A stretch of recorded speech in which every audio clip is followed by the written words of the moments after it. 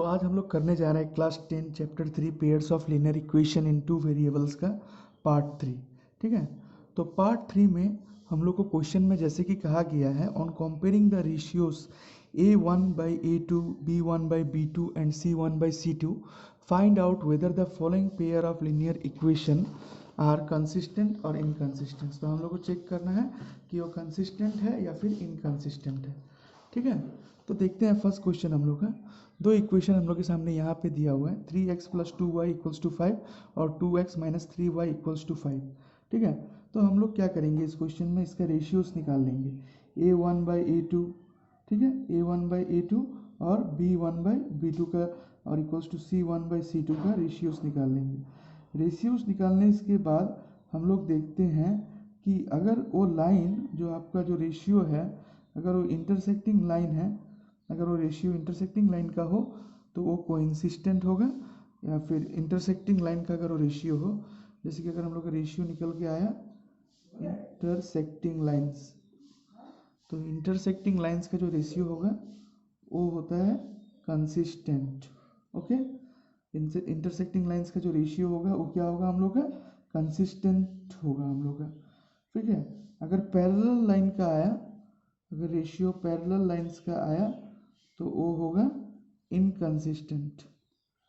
Inconsistent क्योंकि intersecting line में only one solution possible है और पैरेलल लाइंस जो होगा उसमें नो सॉल्यूशन, कोई भी सॉल्यूशन पॉसिबल नहीं है, इसलिए वो हो जाएगा इनकंसिस्टेंट।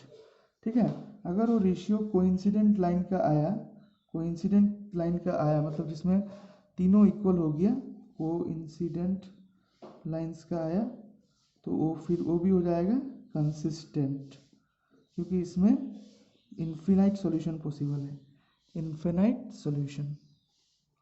तो ये चीज़ आपको याद रखना है। और इंटरसेक्टिंग लाइन का जो हम लोग का रेशियो था वो क्या होना पड़ता है, a1/a2 ≠ b1/b2। पैरेलल लाइन का जो रेशियो है वो क्या होता है, a1/a2 = b1/b2 but not = c1/c2। और इसमें कोइंसिडेंट लाइन का जो रेशियो होता है a1/a2 = b1/b2 but not = c1/c2। ठीक है, ये तीनों रेशियोज आपको याद रखना है। तो हम लोग इसका रेशियोज चेक करेंगे। अगर रेशियोज इंटरसेक्टिंग लाइन का हो तो उसमें वन सॉल्यूशन पॉसिबल है, वो कंसिस्टेंट हो जाएगा। अगर पैरेलल लाइंस का आया रेशियो तो उसमें कोई भी सॉल्यूशन पॉसिबल नहीं होगा, तो इनकंसिस्टेंट होगा। जिसमें सॉल्यूशन आने का चांसेस है, जैसे कि अगर इंटरसेक्टिंग हो, अगर कोइंसिडेंट लाइन हो तो इसमें सॉल्यूशन आना पॉसिबल है, तो ये कंसिस्टेंट होगा। पैरेलल लाइंस का अगर रेशियो आया तो इसमें सॉल्यूशन आना पॉसिबल नहीं है, तो ये हो जाएगा इनकंसिस्टेंट। ठीक है, तो हम लोग क्वेश्चन नंबर 3 पे आते हैं और देखते हैं। यहाँ पे जो क्वेश्चन है हम लोग के पास, इसका रेशियो अगर देखूँ 3x + 2y = 5, 2x - 3y = 7, तो यहाँ का जो रेशियो है 3/2 a1/a2 का, 2y - 3 = 5/7। तो यहाँ पे आप देख सकते हो कोई भी इक्वल नहीं, मतलब a1/a2 not equals to b1/b2। ठीक है, a1/a2 is not equals to b1/b2। तो since a1/a2 not equals to b1/b2 equal नहीं है, तो the equation is consistent. The equation is consistent हो जाएगा हम लोग का। ठीक है, द इक्वेशन जो होगा वो क्या हो जाएगा हम लोग का, कंसिस्टेंट होगा। क्वेश्चन नंबर 1 का यहाँ पे। ठीक है, मैं यहाँ पे कर रहा हूँ, आप लोग देख सकते हो। नेक्स्ट क्वेश्चन अगर हम लोग देखें तो यहाँ पे क्वेश्चन है 2x - 3y = 8, 4x - 6, 1। तो यहाँ पे ही मैं रेशियो निकाल लेता हूँ, a1/a2 हो गया 2/4, b1/b2 हो गया -3/6 और c1/c2 हो गया a1/। तो यहाँ से माइनस माइनस कैंसिल होगा, तो ये 1/2 हो जाएगा, कैंसिल आउट होकर, और यहाँ पे भी 1/2। तो यहाँ पे आप देख सकते हो a1/a2 is equals to b1/b2 but it is not equals to c1/c2। तो ये हो गया पैरेलल लाइंस का सॉल्यूशन। ये क्या का सॉल्यूशन हो गया, पैरेलल लाइंस का सॉल्यूशन। ठीक है, पैरेलल लाइंस का सॉल्यूशन है। ठीक है, तो पैरेलल लाइंस में सॉल्यूशन नहीं होता है, नो सॉल्यूशंस होगा, so therefore it is inconsistent. It is, इसमें जो होगा वो हो जाएगा inconsistent. a1/a2 = b1/b2 not equals to c1/c2, तो देयरफॉर इट इज इनकंसिस्टेंट। उसके नेक्स्ट क्वेश्चन हम लोग देखते हैं।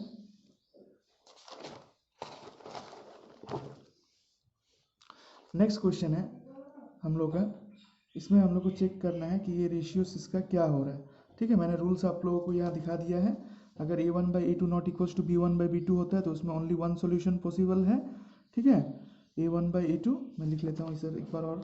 अगर a1/a2 not equals to b1/b2 तो इसमें ओनली वन सॉल्यूशन पॉसिबल है, ओनली वन सॉल्यूशन पॉसिबल है।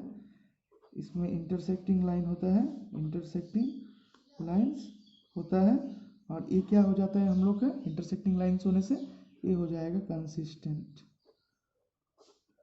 फिर a1/a2 equals to b1/b2 equals to c1/c2, ये होता है हम लोग का, इसमें जो होता है इन्फिनाइट मेनी सॉल्यूशंस पॉसिबल है, इन्फिनाइट मेनी सॉल्यूशंस पॉसिबल है, इन्फिनाइट मेनी सॉल्यूशन यहाँ पे पॉसिबल है। तो ये लाइन जो होगा हम लोग का इनकंसिस्टेंट हो जाएगा। और थर्ड पार्ट में a1/a2 इक्वल्स टू b1/b2 अगर नॉट इक्वल्स टू c1/c2 है तो इसमें कोई भी सॉल्यूशन पॉसिबल नहीं है। ठीक है, सॉरी, इसमें इन्फिनाइट मेनी सॉल्यूशन है, a1/a2 equals to b1/b2 equals to c1/c2। ठीक है, तो इस टाइप का सॉल्यूशन जो होगा जिसमें a1/a2 equals to b1/b2 equals to c1, इसमें मेनी सॉल्यूशंस पॉसिबल है। तो जिसमें सॉल्यूशंस आने का चांसेस है वो कंसिस्टेंट होगा हम लोग का, तो ये कंसिस्टेंस होगा। और इसमें कोई सॉल्यूशन पॉसिबल नहीं है तो ये हम लोग का हो जाएगा इनकंसिस्टेंट। तो आपको बेसिकली याद रखना है जिस पे सॉल्यूशंस आए, अगर हम लोग का ratio a1/a2 not equals to b1/b2 हुआ तो इसमें एक सॉल्यूशन आने का चांस है, तो ये लाइन कंसिस्टेंट हो जाएगा। a1/a2 equals to b1/b2 equals to c1/c2, इसमें बहुत सारे सॉल्यूशंस आने का पॉसिबल है तो ये भी कंसिस्टेंट होगा। अगर a1/a2 equals to b1/c2 not equals to c1/c2, इसमें सॉल्यूशन नहीं आएगा, इसमें कोई भी सॉल्यूशन नहीं होगा इसका, और एक इनकंसिस्टेंट हो जाएगा हम लोग का। तो हम लोग थर्ड क्वेश्चन देखते हैं। अगर मैं इसका रेशियो निकालूँ a1/b2 का तो 3/2 divided by 9 equals to 5/3 divided by -10 equals to 7/14। ठीक है, तो बेसिकली इसको अगर मैं देखूं कि 3/9, इसको मैं लिख सकता हूँ 3/18, ये डिनोमिनेटर पार्ट में चला जाएगा, इक्वल्स टू 5/-30 इक्वल्स टू 7/14। तो 3 1 जा 3, 3 6 जा 18, 5 1 जा 5, 5 6 जा 30। ठीक है, 5 6 जा 30 और इधर 7 1 जा 7, 7 2 जा 14, आप देख सकते हो यहाँ पे। तो इस क्वेश्चन में 3x + 5/3, और इधर अगर हम लोग इसको ध्यान से देखें तो हम लोग के पास क्या आएगा, 1/6 इक्वल्स टू -1/6 इक्वल्स टू 1/2। तो यहाँ पे भी अगर हम लोग देखें तो a1/a2 जो है वो नॉट इक्वल्स टू b1, क्योंकि ये +6 है, 1 पॉजिटिव में है और ये नेगेटिव में है, तो ये पॉसिबल नहीं होगा। ठीक है, तो ये पॉसिबल नहीं होगा तो इसको हम लोग नॉट इक्वल्स टू लिख सकते हैं, और नॉट इक्वल्स टू है क्योंकि इसमें नो सॉल्यूशन पॉसिबल, देयरफॉर इसमें no solution, therefore it is inconsistent. ठीक है, sorry, a1/a2 not equals to b1/b2, तो इसमें ओनली वन सॉल्यूशन पॉसिबल होगा ना, मैंने आपको बताया था, तो इट इज कंसिस्टेंट, क्योंकि इसमें एक सॉल्यूशन आने का चांस है तो ये कंसिस्टेंट हो जाएगा। ठीक है, क्योंकि यहाँ का जो रेशियो है क्या है, ratio a1/a2 not equals to b1/b2, तो इसमें a1/a2 not equals to b1/b2 हो तो इसमें एक सॉल्यूशन आने का चांसेस रहता है, तो हम लोग का इक्वेशन कंसिस्टेंट हो जाएगा। ठीक है, इसमें आपको कंफ्यूज नहीं होना है एक्चुअली कि a1/a2 का रेशियो, b1/b2 का रेशियो, c1/c2 का रेशियो। ठीक है, दोनों का रेशियो अगर दोनों नॉट इक्वल है तो हम लोग समझ सकते हैं कि इसमें ओनली वन सॉल्यूशन पॉसिबल है और इंटरसेक्टिंग लाइन होगा तो ये कंसिस्टेंट होगा। जिसमें सॉल्यूशन हो, वन सॉल्यूशन हो चाहे इन्फिनिट मेनी सॉल्यूशन हो, वो कंसिस्टेंट होगा। जिसमें सॉल्यूशन नहीं है, मतलब a1/a2 अगर b1/b2 के बराबर है पर नॉट इक्वल टू c1/c2 है, तो उसमें सॉल्यूशन पॉसिबल नहीं है और इनकंसिस्टेंट हो जाएगा। ठीक है, अब हम लोग आते हैं नेक्स्ट क्वेश्चन नंबर 4 पे, क्वेश्चन नंबर 4 पे। हाँ, तो क्वेश्चन नंबर 4 पे भी मैं देख लेता हूँ। यहाँ 5/-10 इक्वल्स टू -3/6 इक्वल्स टू 11/-22। यहाँ पे देखिए 1/2 आ गया, कैंसिल आउट करने से यहाँ पे 1/2 और यहाँ पे भी 1/2। तीनों में अगर देखूँ मैं -1/2 इक्वल्स टू -1/2 इक्वल्स टू -1/2।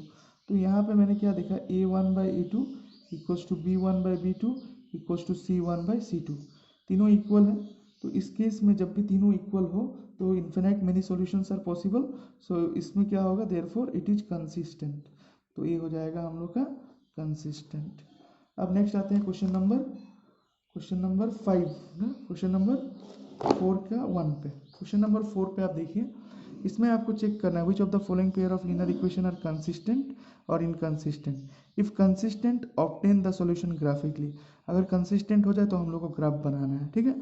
तो हम लोग फर्स्ट इसके रेशियोज निकाल के चेक करते हैं। तो ये 1/2 मतलब 1/2 इक्वल्स टू 1/2 इक्वल्स टू 5/10, ठीक है। तो यहाँ पे अगर मैं देखूँ तो 5/10 1/2 आएगा। तो मैं देख रहा हूँ A1/A2 equals to B1/B2 equals to C1/C2, तीनों इक्वल होगी। अगर तीनों इक्वल हो जाता है तो क्या होगा, इसमें इन्फिनाइट मेनी सॉल्यूशन पॉसिबल है। तो ये हम लोग का हो जाएगा, देयरफॉर इट इज कंसिस्टेंट, ठीक है। ये हम लोग का क्या हो जाएगा, ये हम लोग का हो जाएगा कंसिस्टेंट। तो जब भी कंसिस्टेंट आ जाए तो हम लोग को क्या करना है, ऑब्टेन द सॉल्यूशन ग्राफिकली। तो अब सॉल्यूशन इसमें कंसिस्टेंट आ गया, तो अभी हम लोग इसको ग्राफ में प्लॉट करेंगे। तो ग्राफ में जब प्लॉट करेंगे तो हम लोग को इक्वेशन को लिख लेना है एक बार, जो इक्वेशन है, ठीक है।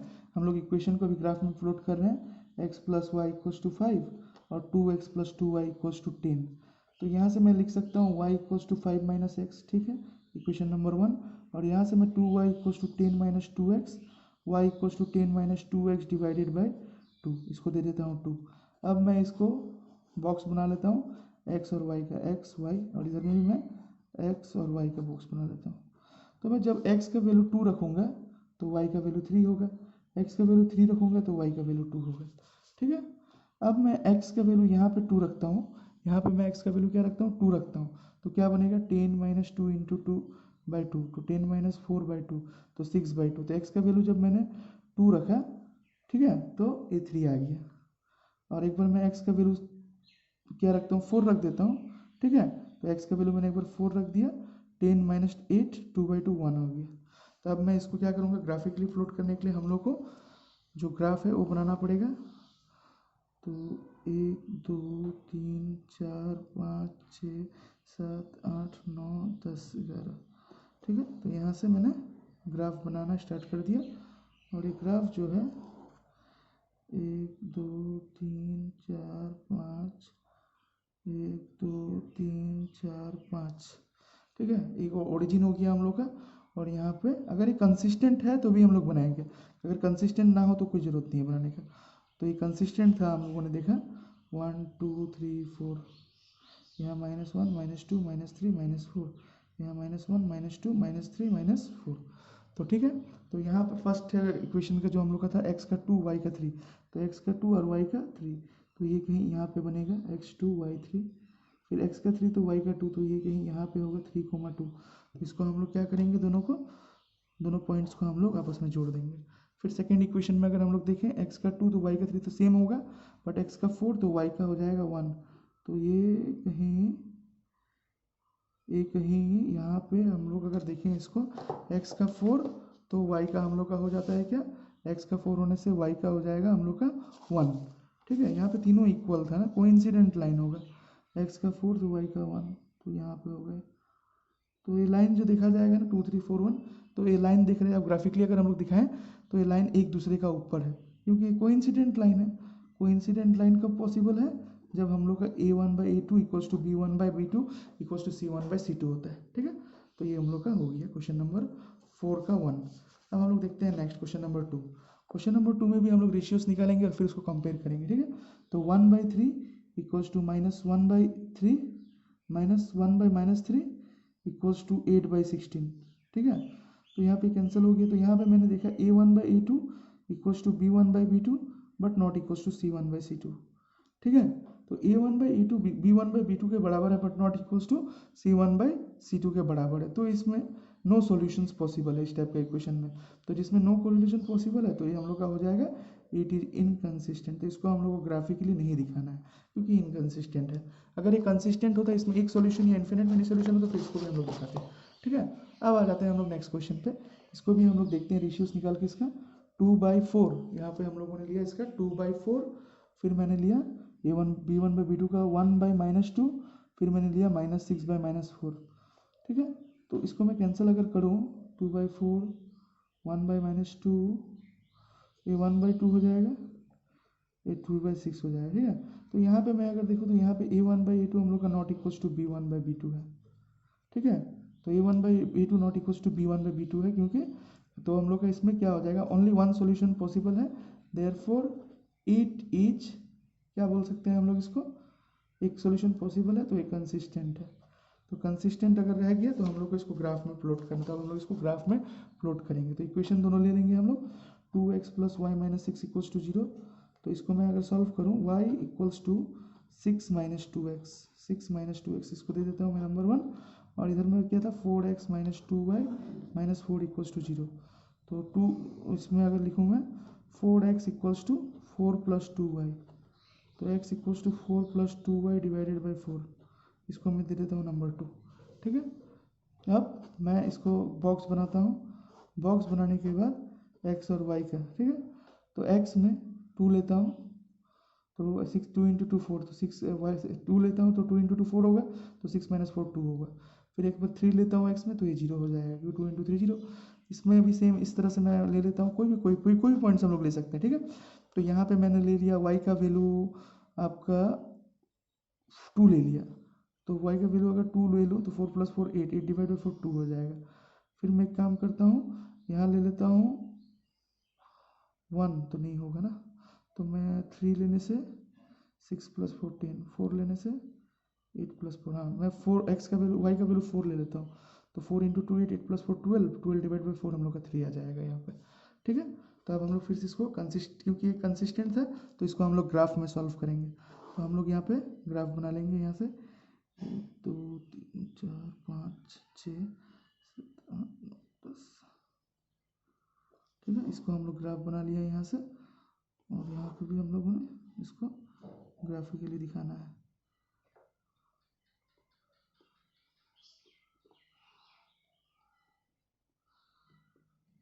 ठीक है, ये 0 है, ये 1 2 3 4 5 6, ये 1 2 3 4, ये -1 -2 -3 -4 -5, ये -1 -2 -3 -4 -5। ठीक है, तो ये x एक्सिस है और ये हम लोग का y एक्सिस है, ये भी x है और ये भी y है। ठीक है, तो अगर मैं देखूँ x का वैल्यू 2 तो y का भी वैल्यू 2, तो x का 2 तो होने से यहाँ, और y का 2 होने से ये हो जाएगा, x का 2 और 2, फिर x का 3 तो y का 0, तो ये तो यहीं पे होगा। ठीक है, यहाँ पे होगा, फिर ये लाइन को हम लोग क्या करेंगे, आपस में जोड़ देंगे, क्योंकि यहाँ पे आप लोगों ने क्या देखा, जो हम लोग का a1/a2 था नॉट इक्वल टू b1/b2, तो यहाँ पे जो हम लोग का लाइन होगा ये इंटरसेक्टिंग लाइन होगा।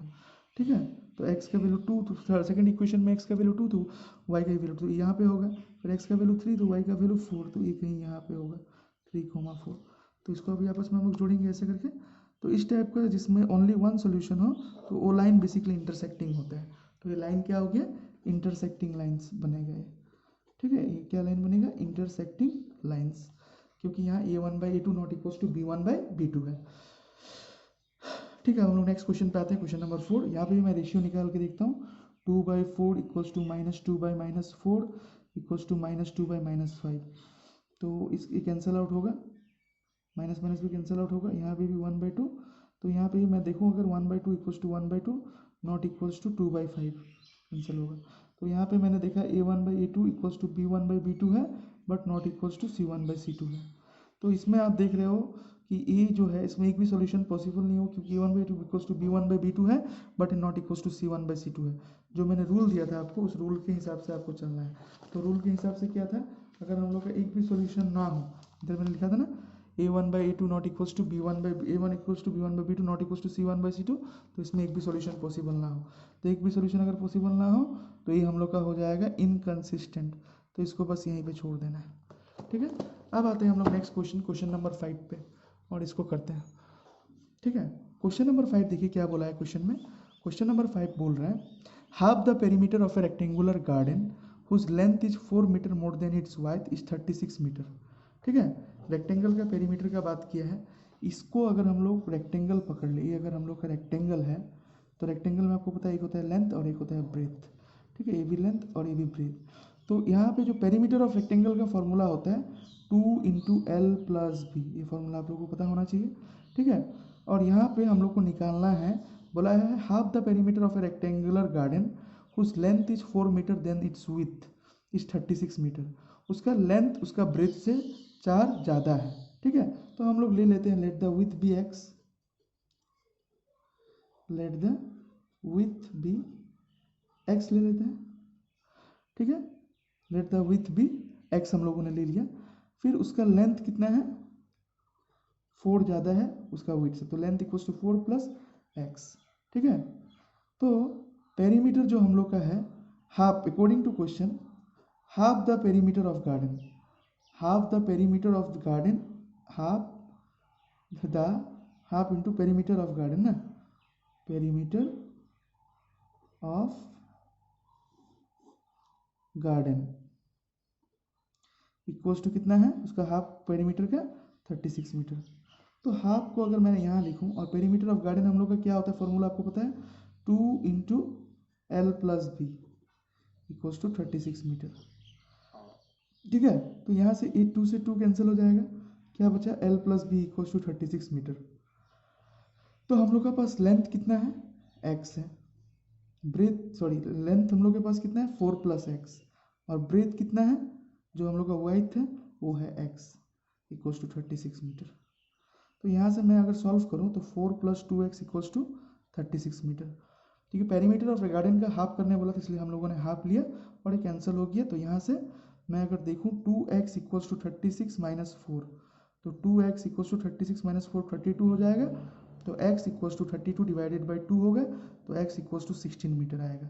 तो देयरफॉर x 16 मीटर मतलब जो हम लोग का वाइथ है रेक्टेंगुलर गार्डन का वो है 16 मीटर, और हम लोग का जो लेंथ होगा, लेंथ तो बोला नहीं है निकालने के लिए, फिर भी 4 प्लस 16 मतलब 20 मीटर। तो ये था क्वेश्चन नंबर 5 जिसको हम लोगों ने बहुत आसानी से कर लिया, ठीक है। इसमें क्वेश्चन में पेरीमीटर बोला था तो आपको पेरीमीटर का ही देखना है। तो ये था एक्सरसाइज 3.2 का क्वेश्चन नंबर 5। अब आते हैं हम लोग नेक्स्ट क्वेश्चन जो कि है क्वेश्चन नंबर 6 पे, ठीक है। क्वेश्चन नंबर 6 पे हम लोग को देखना है इसको, give the linear equation 2x, given the linear equation 2x plus 3y minus 8 equals to 0, write another linear equation in two variables such that geometrical representation of the pair formed is intersecting lines, ठीक है। एक equation हम लोग के पास यहाँ question में दिया हुआ है जो है 2x plus 3y minus 8 equals to 0।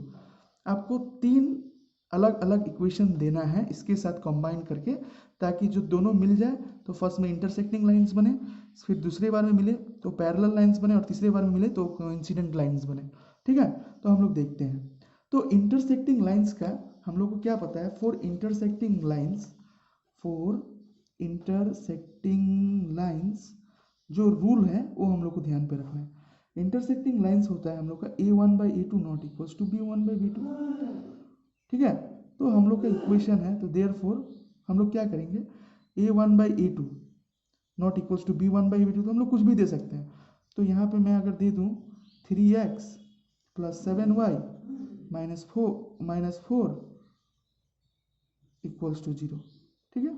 तो यहाँ पे क्या होगा, इन दोनों रेशियो को अगर आप देखें तो यहाँ से अगर आप इन दोनों को लोगे इसको और इसको, तो आप देखोगे क्या 2/3 इक्वल्स टू 3/7 इक्वल्स टू -8/4। तो कोई भी इक्वल नहीं है, मतलब a1/a2 not equals to b1/b2 है। तो a1/a2 not equals to b1/b2 है, इसका मतलब ये लाइन क्या है, इंटरसेक्टिंग लाइन। अब सेकेंड आते हैं हम लोग को फॉर पैरेलल लाइंस देखना है। फॉर पैरेलल लाइंस का क्या था हम लोग का रूल, जब भी लाइन पैरेलल हो तो उस पर आपका a1/a2 इक्वल्स टू b1/b2 होगा, but it will not equals to c1/c2, ठीक है। तो a1/a2 इक्वल्स टू b1/b2 करना है। तो हम लोग का इक्वेशन दिया हुआ था जो था, गिवन इक्वेशन क्या था 2x प्लस 3y, तो इसे मैं ले लेता हूँ 4x अगर मैं लूँ, क्योंकि दोनों को इक्वल करना है, 4x plus 6y minus 17 equals to 0, ठीक है। 4x प्लस, तो अभी जो इक्वेशन हम लोग का क्या है 2/4 3/6 माइनस 8/17, तो ये दोनों इक्वल हो गया, इससे 2 1 जा 2 2 2 जा 4 3 1 जा 3 3 2 जा 6। तो ये हो गया हम लोग का इक्वेशन फॉर पैरेलल लाइंस के लिए 4x प्लस 6y माइनस 17। अब हम लोग देखते हैं for coincident line. Coincident line होने के लिए क्या कंडीशन होना पड़ेगा उसको हम लोग पहले लिख लेते हैं। तो कोइंसिडेंट लाइन अगर हम लोग को करना है तो तीनों इक्वल होना पड़ेगा, मतलब a1/a2 equals to b1/b2 equals to c1/c2। तो यहाँ पे जो इक्वेशन है हम लोग के साथ, जो इक्वेशन दिया हुआ था वो था 2x + 3y - 8 = 0। तो हम लोग यहाँ पे 4x + 6y - 16 = 0। तो यहाँ पे आप देखोगे 2/4 3/6 -8 - -16, तो तीनों इक्वल हो जाएगा 1/2 1/2 और माइनस माइनस कैंसिल हो गया 1/2, तो तीनों इक्वल हो गया। तो ये हो गया हम लोग का इक्वेशन।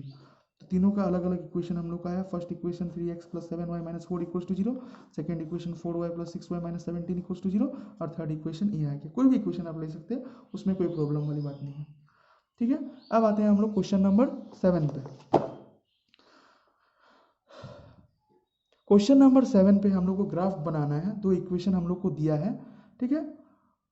और इस जो ग्राफ बनेगा, determine the coordinates of the vertices of the triangle form by the line x axis and set the triangular region. ठीक है, तो यहाँ पे जो इक्वेशन हम लोग के पास दिया हुआ है x - y + 1 = 0, और एक इक्वेशन है 3x + 2y - 12 = 0। इसका कोऑर्डिनेट निकाल लेते हैं। कोऑर्डिनेट से हम लोग ग्राफ बनाएंगे। तो जब हम लोग का ग्राफ बनेगा तब हम लोग क्या देखेंगे, यहाँ पे ग्राफ बनते के साथ जो ग्राफ होगा वो ट्राइंगुलर रीजन बनाएगा, और उस ट्राइंगुलर रीजन को सेट करना है। तो यहाँ से मैं लिख सकता हूँ x = y - 1, इसे दे देता हूँ मैं इक्वेशन नंबर 1। और यहाँ से मैं लिख सकता हूँ 3x = 12 - 2y, और x = 12 - 2y / 3, इसको दे देता हूँ मैं 2। अब मैं ग्राफ के लिए कोऑर्डिनेट्स लेता हूँ। तो मैं y, x और y, तो y को मैं फर्स्ट में 2 लेता हूँ तो 1 आएगा, y को मैं 3 लेता हूँ तो 2 आएगा। यहाँ में भी मैं करके देखता हूँ, ठीक है। यहाँ पे भी मैं x और y में एक बार y का वैल्यू मैं अगर 1 लूँ, नहीं, अगर मैं 2 लेता हूँ 8 नहीं 3 लेता हूँ, ठीक है। मैं y का वैल्यू एक बार 3 लेता हूँ, तो 2 × 3 6 हो गया, तो 12 - 6 6/3, तो 2 होगा। फिर मैं एक बार y का वैल्यू 4 ले लेता हूँ, 8, हाँ, मैं y का वैल्यू 6 ले लेता हूँ, तो 6 लूँगा, तो 12 - 2 × 6, तो इसमें आ जाएगा x का वैल्यू 0। ठीक है, ये आ गया हम लोग का कोऑर्डिनेट्स। अब इसको हम लोग को ग्राफ में प्लॉट करना है। तो हम लोग नॉर्मल एक ग्राफ बनाएंगे ऐसे करके, ठीक है। जो कोऑर्डिनेट्स होगा ग्राफ का, देखते हैं क्या वो ट्राइंगुलर बन पाता है या नहीं। ये होगा 1 2 3 4, 1 2 3 4 5 6।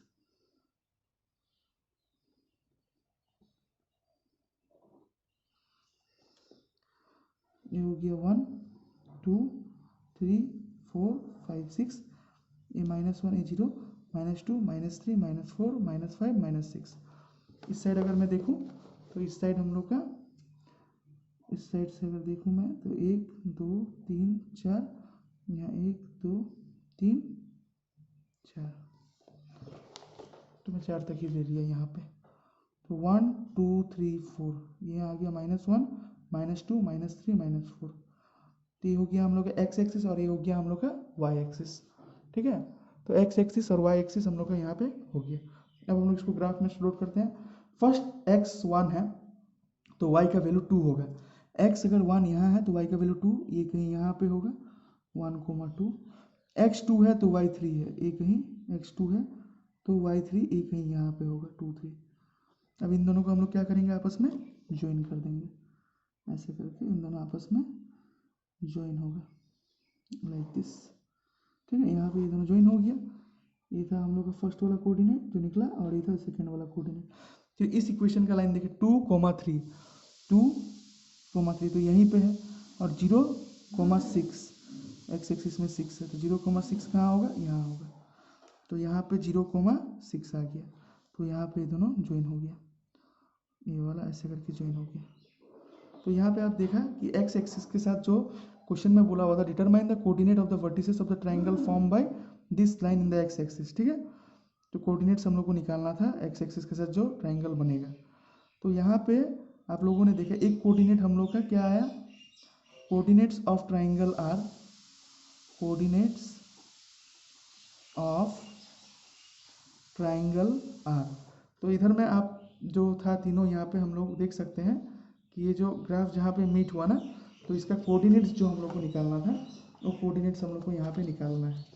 तो ये ग्राफ आप देख रहे हो, एक्स एक्सिस पे क्या बन रहा है, हम लोग का एक ट्राइंगल बन रहा है, और इसका जो कोऑर्डिनेट्स है वो कोऑर्डिनेट्स जो है हम लोग का वो यहाँ पे -1,0, 4,0 और 2,3 है।